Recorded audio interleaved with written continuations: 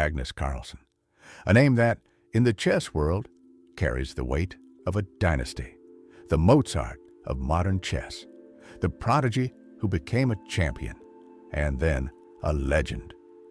By 2018, he had held the world title for 5 years, unbeaten in classical chess. His dominance was so complete, some said chess was becoming predictable. But then came a challenger, and with him came doubt. It was November, London, the 2018 World Chess Championship, Magnus Carlsen versus Fabiano Caruana. Caruana was sharp, focused, deadly in preparation, and this wasn't just any challenger. He was number 2 in the world and closing in fast. This was going to be a clash of titans, but nobody expected what happened next. 12 classical games, 12 draws, no wins, no decisive blows, just pressure, endless pressure. Each game was a war of nerves, and each draw added weight to the next. For Magnus, it wasn't just about the scoreboard, it was about his legacy. The media began whispering, "Is Carlsen slipping? Has Caruana figured him out? Is this the end of the champion's reign?" Even fans, loyal for years, began to wonder, what's happening to Magnus? Then came Game 12, the final classical game. Magnus had white, the first move, the initiative, and by move 20, he had a slight edge, a chance. Nothing massive, but just enough. The position wasn't dead. Carlsen could press, push, take a risk, and go for the win, and then, on move 31, he offered a draw. Silence. The chess world froze. This was his last chance to win the title in classical play, and he gave it away. Even Fabiano Caruana looked confused. He accepted the draw, of course he did. But nobody could believe it. The commentators were stunned. Grandmasters on live streams were shaking their heads.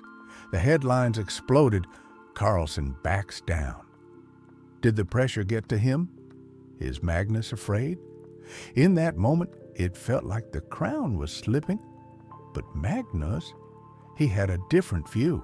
He wasn't panicking, he was calculating.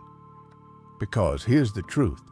While the classical portion was close, the tie breaks, the rapid games, were another battlefield.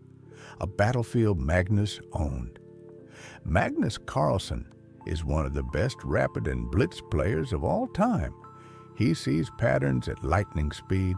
He doesn't just think fast, he feels the position. And in shorter time controls, instinct is everything. He knew Caruana was weaker in rapid. And he knew if he could survive the classical storm, he could crush in the lightning. So that draw, it wasn't surrender, it was strategy. Then came the tie breaks, 3 rapid games. Magnus came in cold and calm, and what happened next was pure dominance. Game 1, Magnus outplayed Fabiano from the middle game and closed it without error.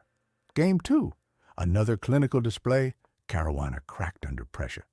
Game 3, the final blow, smooth, technical, devastating. 3 wins, 0 losses, no mercy. He didn't just defend his title, he obliterated doubt. But this moment, Game 12, will always be remembered because it was the moment when the world thought Magnus was falling, when people questioned his heart, his courage, his will to fight. And yet, what looked like fear was actually foresight.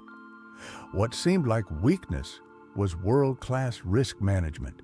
He was playing not just the game on the board, but the match as a whole. He wasn't chasing glory, he was choosing victory. That's what separates good players from great ones, and great ones from legends. Magnus Carlsen proved something that day, that being the best isn't about ego.